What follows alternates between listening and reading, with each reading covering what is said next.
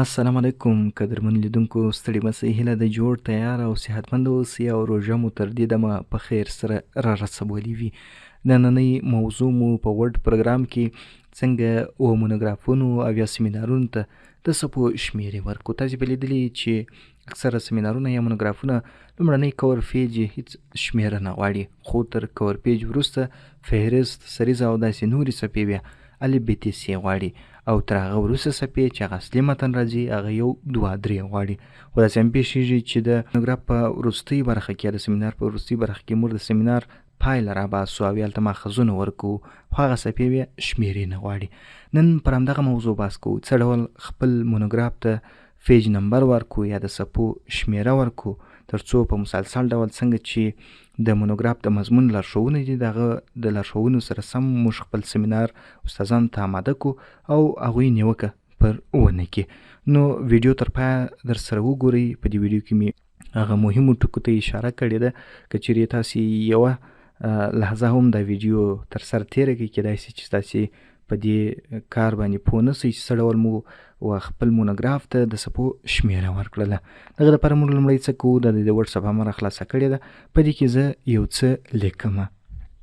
د مثال په ډول دغه دپاره لومړی څه کوو، تر دې دمخه چې تاسې خپل مونوګراف یا سمینار جوړوئ، تاسې باید خپلې صفحې ډیزاین کړئ. ډیزاین معنا څه ده؟ ډیزاین دا معنا لري چې مثلا تاسې سره کوم فارمټ ټاکئ او خپل فونټ ته هغه باید تاسې په نظر کې نیولی او هغه صفحې باید تاسې جلا کړي. اوس اوله صفحه کور پیج ده، هغه صفحه ده چې پر هغه باندې تاسې عنوان لیکي، هغه د پوهنتون لوګو او د لوړو زده کړو وزارت لوګو راولئ. دغه دپاره څه کوئ، اوله صفحه خالي پرېږدئ. څه ډول یې خالي پرېږدئ؟ دا دپاره اوله صفحه ده، زه دلته انټر بټنه وهمه، دی څنګه کېږي؟ لاندې راځي او دلته بله صفحه شروع سوه. اوس چې هر څو صفحې ستاسې په کار دي هغومره صفحې تاسې باید څنګه کوئ، مخکې له مخکې دلته اماده کوئ. خو دا یو مثال دی، کیدای شي چې وروسته هم تاسې اماده کوئ، خو دې دپاره چې درسه ګډوډ نه سي، دغه اولې صفحې چې د فهرست دپاره تاسې صفحې جوړوئ، کور پیج دپاره یې جوړوئ، الف ب ت س ورکوئ، هغه صفحې مخکې له مخکې جوړې کړئ، پیج نمبرونه ورکوئ، بیا وروسته مواد ورته څنګه کوئ، کاپي کوئ. اوس زه مثال په ډول څو صفحې دلته جوړومه.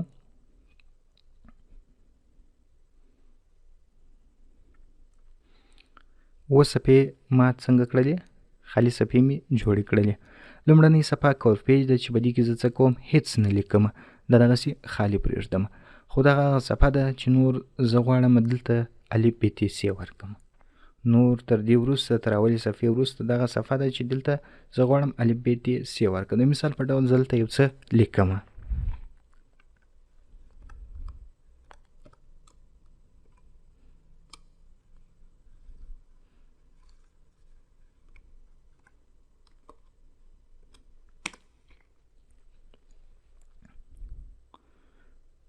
د څو صفحې لیکنه موږ وکړله، صحیح ده، تر دغه ځایه پورې. خو تر دغه وروسته دلته هم یو څه لیکم.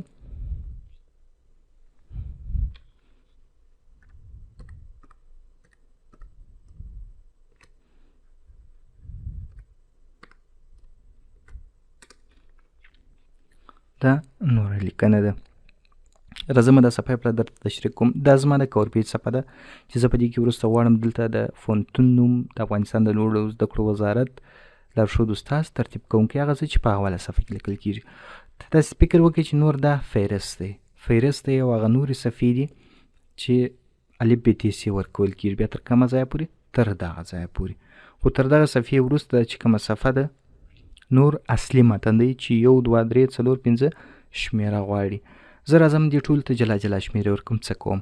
اول راځم په اوله صفحه کې درېږم، خپل کرسر د اولې صفحې په وروستۍ برخه کې دروم، لیاوټ ته راځم او په لیاوټ کې بریکس ته راځم او پر نیکسټ پیج باندې کلیک کوم. اوس د اولې صفحې او د دویمې صفحې تر مابین څه شو، لینک مات شو. خو بیا هم یو بل لینک یې شته چې هغه باید له منځه یوړل شي. راځم د نورو صفحو تر مابین زه هم څنګه کوم، لینک ماتوم. هغه صفحې چې زه غواړم جلا نمبرونه ورکمه. راځم د لیکر سر په دا وروستۍ برخه کې دروم یا دلته دروم، لیاوټ ته راځم، نیکسټ پیج باندې کلیک کوم. اوس د دغه څلورمې او پنځمې صفحې تر مابین لینک مات شو. زه څه کوم اوس؟ زه اوس غواړم چې له دغه ځایه څخه د دغه څپې څخه نور الف ب ت س ورکړم تر کومه ځایه پورې تر دغه څپې چیرې چې موږ پیج بریک ورکړی دی. راځمه د دغه څپو دغه برخه کې درېږم، په هره برخه کې دا صفحې په هره برخه کې تاسې درېږئ، خپل کرسر هلته ودروئ، انزرټ ته راسئ او په انزرټ کې پیج نمبر کې فارمټ پیج نمبرز انتخاب کړئ، ځکه چې موږ دې ته 1 2 3 ورکوو نو فارمټ ورته انتخابوو. کوم فارمټ؟ یو الف ب ت س، البته الف ب ت س ورکوو، الف ب ت س ورته وټاکل او سټارټ اټ د څه څخه دې شروع سي؟ د الف څخه دې شروع سي. اوکې کوم تر اوسه یې لا پیج نمبر نه دی اخیستی، دغه لپاره بیرته انزرټ ته راځم، پیج نمبر ته راځم، باټم اف پیج ته راځم او دغه ورته انتخابوم. دا چې مې انتخاب کړي ګورئ دلته اوس پیج نمبر راغی، چې شته الف ب ت په دا بله صفحه کې هم دا دی نمبر راغی. دلته ولې نمبر راغی؟ ځکه موږ پیج بریک ورکړی و. ما مخکې یادونه وکړه چې دلته یو بل لینک هم څنګه دی پاته دی چې هغه مو لا تر اوسه پورې له منځه نه دی وړی. ګورو چې په اوله صفحه کې به هم څه شي؟ یو نمبر وي. زه اوس غواړم چې دغه نمبر له منځه یوسم، ځکه چې دا زما کور پیج دی او دلته باید هیڅ نمبر موجود نه وي. نو د دې لپاره څه کول پکار دي؟ کله چې مو پیج نمبر په دغه شکل ورکړئ، راځئ به هغه صفحه چې پیج بریک مو اخیستی دی د دغه صفحې پسې چې کومه صفحه ده چې دغه صفحه راځي، د دغه صفحې لاندې برخې ته راسئ او د نمبر پر ځای باندې کلیک وهئ. ډبل کلیک چې مو کله ووهه ډیزاین ته راځئ، لینک ټو پریویس، یعنې د شاتنۍ صفحې سره دې څنګه یي دوی ارتباط یي، دغه ارتباط باید څنګه کړو؟ له منځه یوسو. دا چې مو کله له منځه یوئ نور دغه صفحې سره د دې صفحې هېڅ ارتباط نشته. اوس راځو دغه پیج نمبر سلیکټوو، بیرته انزرټ ته راځو، په انزرټ کې پیج نمبر او ریموو پیج نمبر. کله چې موږ دا نمبر له منځه یوئ دا نمبر ګوره باقي پاتې سو، یو ب ت. په دا بله صفحه کې هم څنګه دی پیج نمبر سته. د دې دپاره هم څه کوو؟ راځو مثلا دلته موږ پیج بریک ورکړی دی، د دې پسې کومه صفحه ده؟ دغه صفحه ده، دغه صفحه ده، البته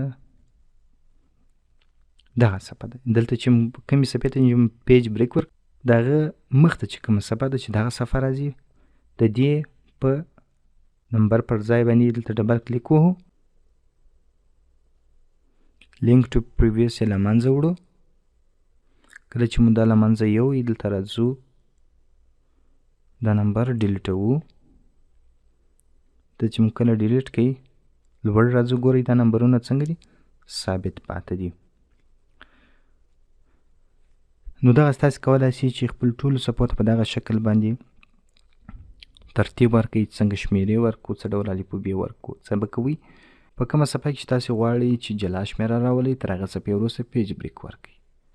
بیا چې کله مو هغه څو صفحې نښاني کړلې بیا تر هغه صفحو وروسته هم پیج بریک ورکړئ او بیا تر هغه وروسته کله چې پیج نمبر صفحو ته وراچوئ بیا راسئ د لیپ په پټ نوټ باندې ډبل کلیک 2 واره ووهئ او ډیزاین ته راسئ، لینک ټو پریویس یې څنګه کوئ؟ ختم کوئ. دلته خو اوس موجود نه دی، خو کله چې تاسو خپلې صفحې ډیزاینوئ او پیج نمبر ورکوئ او کومو صفحو ته چې مو پیج بریک ورکړي دغه صفحې پسې چې کومه صفحه ده هغه به او د هغې صفحې په د نمبر په ځای کې به درېږي او ډیزاین ته به راځئ او تر هغه وروسته لینک ټو پریویس بیا له منځه وړئ. یعنې که داسې انتخاب وي دا معنا لري چې ارتباط یې موجود دی، او که دغسې شین و یا دغسې داسې تاریک و نو دا ارتباط لري. دا څنګه له منځه وړئ؟ پر دې به کلیک وهئ، نور دغه صفحو تر مابین نمبرونه موجود نه دي.